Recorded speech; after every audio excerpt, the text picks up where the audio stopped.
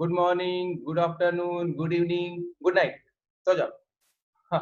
चलो, आज है लेक्चर नंबर 11 एटॉमिक स्ट्रक्चर का, और हम पढ़ रहे हैं एप्लीकेशन ऑफ बोर मॉडल। पिछले लेक्चर में हमने कुछ क्वेश्चन भी किया था और रेडियस पढ़ा था, ठीक है ना। रेडियस ऑफ ऑर्बिट, ऑर्बिट की रेडियस क्या होती है। तो ये चीजें अगर आपने अभी बोर मॉडल स्टार्ट नहीं किया है, ठीक है, तो पहले आप लेक्चर 10 देख लें, उसके बाद इस लेक्चर पे आए तो आपको ज्यादा प्रॉब्लम नहीं होगी, प्रॉब्लम ही नहीं होगी, ठीक है। अब देखो, हम चलो शुरू करते हैं जल्दी से। ये तो आपको पता है, एंगुलर मोमेंटम जो होता है NH/2 पाई के बराबर होता है, ठीक है। और centripetal force is equal to coulombic force होता है, या फिर कह लो कि सेंट्रीफ्यूगल फोर्स जो होता है कूलम्बिक फोर्स के इक्वल होता है, ठीक है ना। ये सेंट्रीफ्यूगल फोर्स हो गया, और सेंट्रीपिटल फोर्स भी यही होता है, ठीक है। कूलम्बिक फोर्स के क्या होता है, इक्वल होता है। यहाँ पर पढ़ाया है मैंने पिछले लेक्चर में। हमको वेलोसिटी यहाँ पे फाइंड करना है इलेक्ट्रॉन की ऑर्बिट के अंदर। अब मान लो कि फ्रॉम इक्वेशन 1, इक्वेशन 1 से क्या हो जाएगा, r is equal to NH/2 pi, mv क्या हो जाएगा, यहाँ पे आ जाएगा, तो 2 पाई mv हो जाएगा, ये चीज ठीक है। अब इसको हम पुट कर देंगे इक्वेशन सेकंड में। इक्वेशन सेकंड, ये r से r कैंसिल हो जाएगा, सिर्फ r यहाँ बचेगा। तो इक्वेशन सेकंड में mv square is equal to r की वैल्यू NH/2 पाई mv रखेंगे, तो ये 2 पाई mv कहाँ चला जाएगा, ऊपर आ जाएगा, ठीक है। क्लियर है आपको। अब यहाँ पर हम देख रहे हैं कि m से m कैंसिल हो जाएगा, कैंसिल आउट, ठीक है। और स्क्वायर से ये b खत्म हो गया। उसके बाद हमको बचा 2 पाई के z, और ये इलेक्ट्रॉन पे चार्ज है और प्रोटॉन पे चार्ज है, e इंटू ई, या फिर ई स्क्वायर कह लो, ठीक है। क्योंकि आपको पता है ना कि जो न्यूक्लियस पे चार्ज होता है उसको z e से डिनोट करते हैं, और जो इलेक्ट्रॉन पे चार्ज होता है उसको e से, और z क्या होता है, एटॉमिक नंबर होता है, क्योंकि जितने प्रोटॉन उतना चार्ज से मल्टीप्लाई हो जाएगा।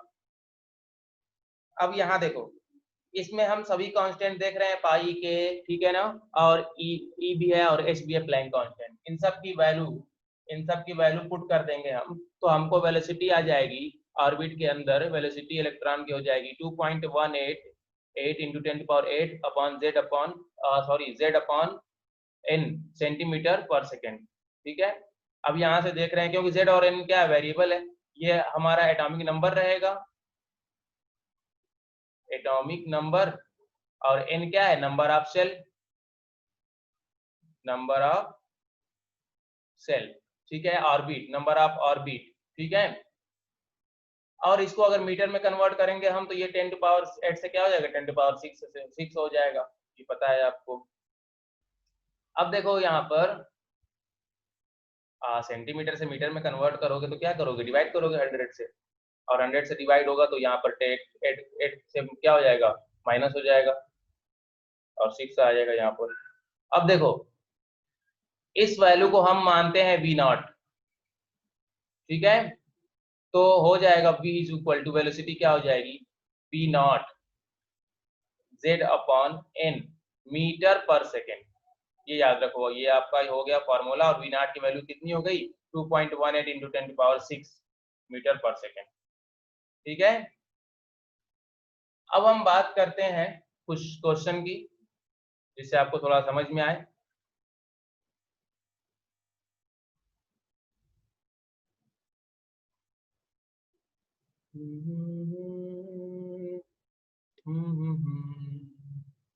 देखो, calculate the velocity of electron in first, second, third, fourth Bohr orbit of hydrogen atom.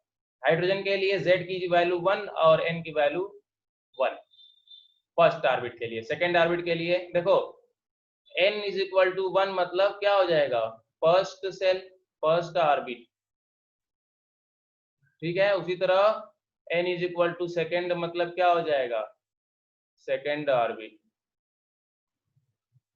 ठीक है। उसी तरह n is equal to third मतलब क्या हो जाएगा, थर्ड ऑर्बिट। ये तो पता है आपको, ठीक है। तो चलो हम समझाते हैं यहाँ पर। तो v इज इक्वल टू होता है V0 Z upon n metre पर सेकेंड, ठीक है। तो फर्स्ट ऑर्बिट के लिए n की वैल्यू 1, तो फर्स्ट ऑर्बिट के लिए क्या हो जाएगा, फर्स्ट ऑर्बिट के लिए क्या हो जाएगा, वी नॉट हो जाएगा, वी नॉट मीटर पर सेकेंड। और सेकेंड ऑर्बिट के लिए क्या हो जाएगा, वी नॉट बाई 2 मीटर पर सेकेंड। उसी तरह थर्ड ऑर्बिट के लिए क्या हो जाएगा, वी नॉट बाई 3 मीटर पर सेकेंड। फोर्थ ऑर्बिट के लिए क्या हो जाएगा, ये सिर्फ हाइड्रोजन के लिए है, सॉरी, फोर्थ ऑर्बिट के लिए क्या हो जाएगा, वी नॉट बाई 4। ठीक है, सिर्फ हाइड्रोजन के लिए है, मीटर पर सेकेंड। ठीक है ना। अब यहाँ से थोड़ा सा और देख लो, आप समझ लो कि जो वेलोसिटी होती है वो डायरेक्टली प्रोपोर्शनल होती है एटॉमिक नंबर के, और इनवर्सली प्रोपोर्शनल होती है नंबर ऑफ सेल। तो हम देख रहे हैं जैसे जैसे सेल बढ़ रही है, वी नॉट से वी नॉट बाई 4 हो गया, वेलोसिटी क्या हो रही है, देखो यहाँ से वेलोसिटी क्या हो रही है, जो वेलोसिटी है वो क्या कर रही है, डिक्रीज कर रही है जैसे जैसे सेल बढ़ रही है, क्योंकि नंबर ऑफ सेल बढ़ेगा तो वेलोसिटी क्या होगी, डिक्रीज करेगी। ठीक है। अब मान लो कि ये न्यूक्लियस हमारा है, तो यहाँ पहली सेल, दूसरी सेल, तीसरी सेल, चौथी सेल, पांचवी सेल। ठीक है। तो न्यूक्लियस से दूर रहेगा तो उस पर अट्रैक्शन कम लगेगा, अट्रैक्शन जब कम लगेगा तो वो इलेक्ट्रॉन जो है रिवॉल्व नहीं कर पाएगा तेजी से। ठीक है ना, उसकी स्पीड क्या हो जाएगी, कम हो जाएगी।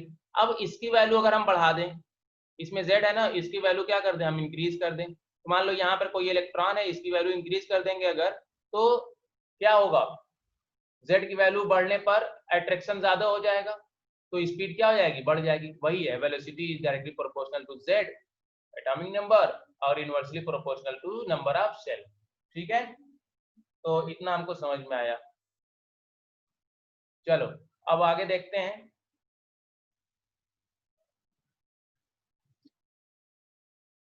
How much time an electron will take for one complete revolution in second orbit of helium atom, helium ion। ठीक है, मान लो कि ये हमारा न्यूक्लियस है, ये फर्स्ट ऑर्बिट है और ये सेकेंड ऑर्बिट है। ठीक है ना। तो कह रहा है सेकेंड ऑर्बिट में जो इलेक्ट्रॉन है वो कितना टाइम लेगा एक कंप्लीट रिवोल्यूशन करने में। एक कंप्लीट मतलब कि यहाँ से चला है तो यहीं पर आ जाएगा, तो डिस्टेंस कितनी हो जाएगी, डिस्टेंस 2 पाई आर, मतलब एक साइकिल, मतलब वन साइकिल, वन साइकिल। ठीक है ना। और इसकी वेलोसिटी क्या हो जाएगी, इसकी सेकेंड ऑर्बिट की वेलोसिटी क्या हो जाएगी, वेलोसिटी क्या होता है, V naught Z upon N. तो सेकेंड ऑर्बिट के लिए वेलोसिटी क्या हो जाएगी, वी नॉट इंटू जेड की जगह कितना हो जाएगा सेकेंड हीलियम के लिए 2, और एन की जगह भी क्या हो जाएगा, ये एन है ना, एन की जगह भी क्या हो जाएगा 2, तो 2 से 2 कैंसिल, सेकेंड ऑर्बिट के लिए वेलोसिटी कितनी हो गई, वी नॉट। ठीक है ना, सेकेंड ऑर्बिट के लिए वेलोसिटी कितनी हो गई, वी नॉट। अब हमको पता है, यहाँ देखो 2 पाई आर है ना, तो सेकेंड ऑर्बिट के लिए रेडियस क्या हो जाएगी, रेडियस सेकेंड ऑर्बिट के लिए रेडियस ये होता है। ठीक है ना, तो ए नॉट से हम इसको दिखाते हैं। ठीक है, आपको बताया हम पहले, एंगस्ट्रॉम में है। ठीक है, तो सेकेंड ऑर्बिट के लिए क्या हो जाएगा, 2 स्क्वायर अपॉन हीलियम के लिए है तो 2, तो यहां से हो जाएगा radius A not into 2 to the 4, और 2 से 4/2 मतलब 2 इंटू 2, ये रेडियस हो गई सेकेंड ऑर्बिट के लिए। ये रेडियस किसकी हो गई, सेकेंड ऑर्बिट हीलियम आयन के लिए। ठीक है ना, हीलियम आयन के लिए। अब देखो हीलियम में एक ही इलेक्ट्रॉन है, इसलिए बोहर मॉडल एक ही इलेक्ट्रॉन स्पीशीज के लिए एप्लीकेबल है। अब देखो, तो हमको टाइम बताना है, तो आपको तो ये चीज पता है, वेलोसिटी जो होती है is equal to distance upon time taken, बचपन से पता होगा, टाइम टेकन। ठीक है ना, वेक्टर क्वांटिटी। अब देखो, तो time taken is equal to क्या हो जाएगा,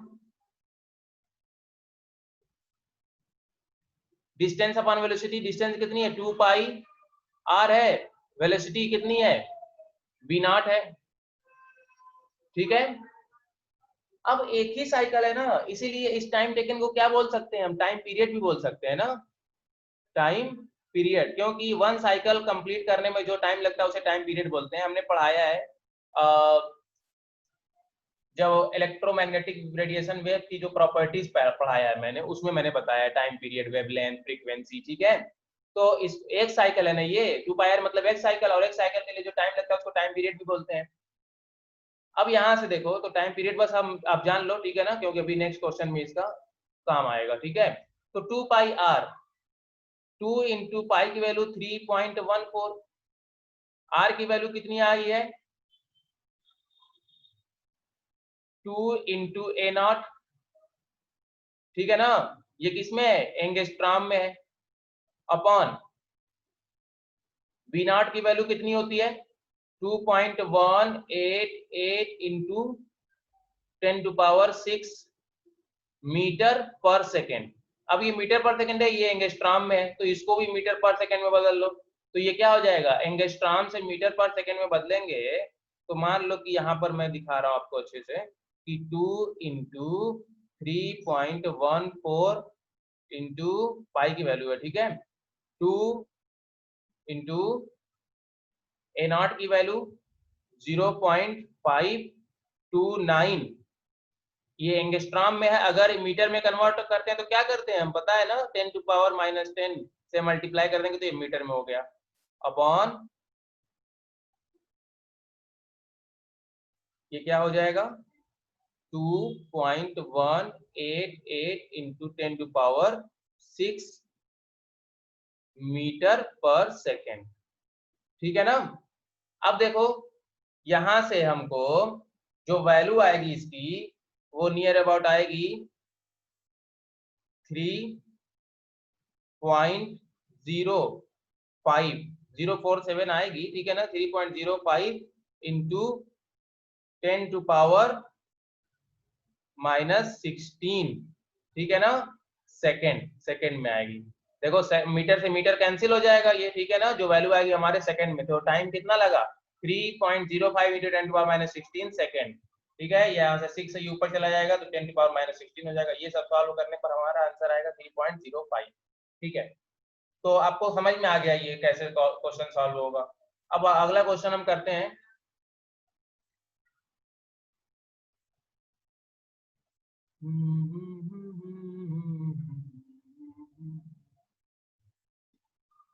आप तो देखो अगर वीडियो को कंटिन्यू देखते हो तो आपको समझ में आएगा। देखो आप नई चीजें अभी 11th अपनी स्टार्ट किया, सारी चीजें नई है, तो एक बार नहीं 2 बार 3 बार करके देखो आप, तो आपको चीजें क्लियर हो जाएंगी, ठीक है ना। अगर कोई डाउट रहे तो आप कमेंट कर सकते हो। अब देखो यहाँ पर calculate velocity of an electron placed in third orbit of the hydrogen atom, ठीक है। हाइड्रोजन एटम के थर्ड ऑर्बिट में वेलोसिटी क्या होगी, B naught Z by N होता है। तो हाइड्रोजन के लिए z की वैल्यू 1, एन की वैल्यू थर्ड ऑर्बिट के लिए है ना, तो n की वैल्यू 3 हो जाएगी, तो v नॉट बाई 3 ये थर्ड ऑर्बिट के लिए वेलोसिटी होगी। और कह रहा है also calculate the number of revolution per second, मतलब फ्रीक्वेंसी पूछा है कि एक सेकेंड में कितने चक्कर जाएगा, उसी को फ्रीक्वेंसी बोलते हैं ना। Number of revolution per second मतलब क्या हो गया, फ्रीक्वेंसी। फ्रीक्वेंसी क्या होता है, टाइम पीरियड का इनवर्सली प्रोपोर्शनल होता है, ये हमने बता रखा है आपको, ठीक है। लेक्चर 6 या 7 होगा, उसी में सब बताया मैंने, ठीक है ना। और number of revolution per second मतलब क्या होता है, फ्रीक्वेंसी, ठीक है ना। फ्रीक्वेंसी मतलब 1/t, time period inversely inverse होता है, ठीक है, सॉरी इनवर्स होता है, मतलब सॉरी रेसिप्रोकल होता है सॉरी सॉरी सॉरी रेसिप्रोकल होता है, ठीक है ना। फ्रीक्वेंसी जो होता है थोड़ा मिस्टेक हो जाता है, टाइम पीरियड के क्या होता है, रेसिप्रोकल होता है, ठीक है, रेसिप्रोकल बोलेंगे। अब हमको पता है, हमको टाइम पीरियड क्या होता है, अभी हमने देखा टाइम पीरियड क्या हो जाएगा, मतलब टाइम टेकन, टाइम पीरियड ही तो टाइम टेकन होता है, इसलिए बता रखा मैंने उसको। डिस्टेंस अपॉन वेलोसिटी होता है, डिस्टेंस से क्या हो जाएगा 2 पाई r, वेलोसिटी कितनी है v0/3, तो v0/3, 3 क्या हो जाएगा ऊपर चला जाएगा, ठीक है ना। तो अब हमको थर्ड ऑर्बिट है ना, थर्ड ऑर्बिट की रेडियस क्या हो जाएगी, रेडियस क्या होती है a0, ठीक है ना। a0 जैसे कि अभी तुमने देखा रेडियस क्या होती है a0, यहां से देखो रेडियस, इसको a0 बोलते हैं n²/z, ठीक है एंगस्ट्रॉम में, तो रेडियस क्या हो जाएगी a0 n²/z, ठीक है ना। तो हाइड्रोजन के लिए z की वैल्यू वही होगी, तो 9a0 होगा, ये 3 3 9, 9a0 थर्ड ऑर्बिट के लिए।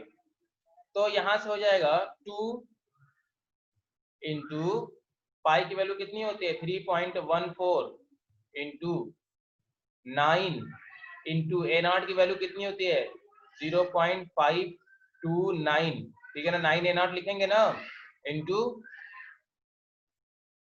3, ठीक है। अब ये वैल्यू ऊपर वाली एंगस्ट्रॉम में है, आप याद रखना, ठीक है ना।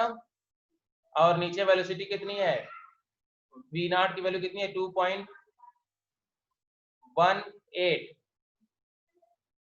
इंटू 10⁶, v0 की वैल्यू होती है ना ये कितनी मीटर पर सेकेंड, और ऊपर क्या एंगस्ट्रॉम में है, तो यहाँ पर हम 10⁻⁻10 से क्या कर देंगे मल्टीप्लाई कर देंगे, तो ये हो जाएगा मीटर, ठीक है ना।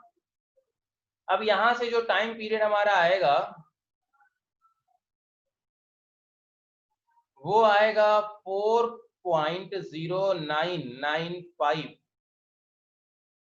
इंटू 10⁻⁻15 सेकेंड, ठीक है ना। अब आपको पता है टाइम पीरियड जो होता है फ्रीक्वेंसी मतलब number of revolution per second, time period मतलब कि एक रिवोल्यूशन होने में कितना टाइम लगा है, ठीक है ना, एक चक्कर में जो टाइम लगा है वो। और फ्रीक्वेंसी पता है आपको इसके रेसिप्रोकल होती है टाइम पीरियड के, तो टाइम पीरियड कितना आया है 1/4.099, ठीक है ना, इंटू 10⁻⁻15, ठीक है। तो ये हो जाएगा हमारा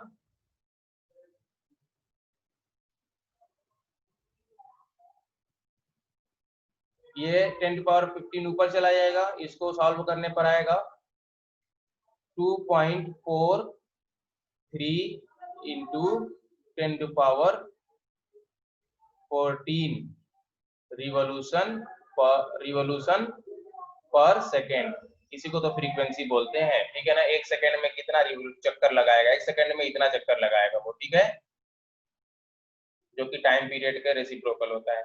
समझ में आया ना आपको कैसे सॉल्व करना है, ठीक है।